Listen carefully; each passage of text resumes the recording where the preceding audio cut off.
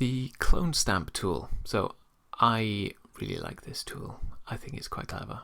So clone stamp is here. So right click and you'll see there's two. We're just going to focus on the clone stamp for now.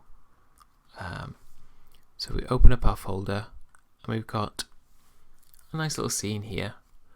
So we're going to start using our brushes. So you can see here, if you click on this area, you can choose the size of your brush. So you can see there's a small circle there, or if we make it much larger, we can see it's much bigger. So if we do this sort of general area, so one of the things that's really good about Photoshop is it's designed for photo manipulation, obviously. So we've got this image here,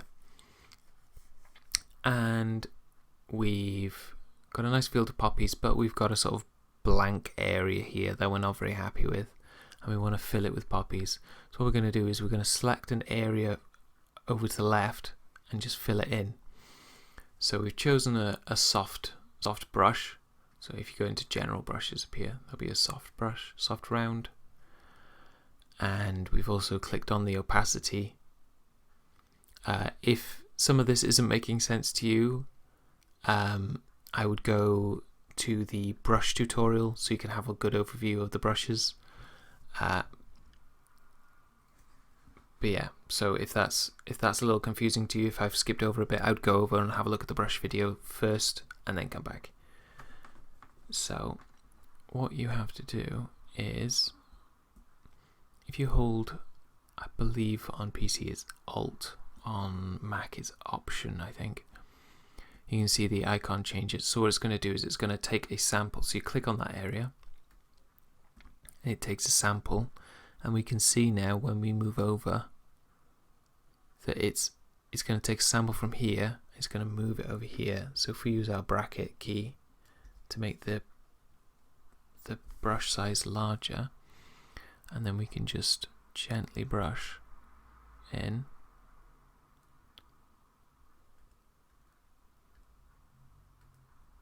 Some poppies.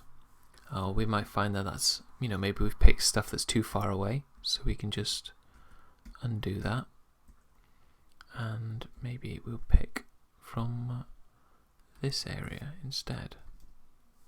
And maybe we'll turn off the opacity as well.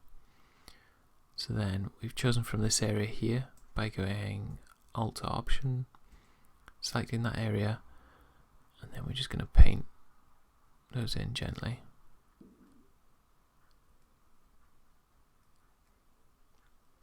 And you can actually see as I'm clicking, you can see the little plus mark is turning up just off to the left. So if we move over, you can see, where it's actually taking the artwork from. This is really good.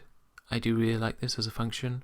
Just be careful with it that you don't end up with, if you end up with this,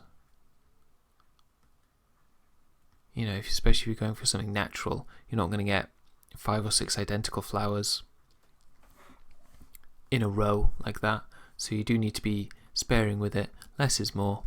But you're designers, you probably know that already. I have seen some newspapers get caught out by this, where they've tried to do football matches and they've tried to fill in the crowd, and sometimes if you look, you can see the same supporter 2 or 3 times. But that's because they've done it badly. So you can see maybe that one is a bit too close there.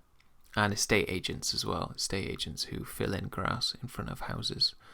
If you have a look, sometimes the grass is just too identical across, and that's because they've used the clone stamp tool.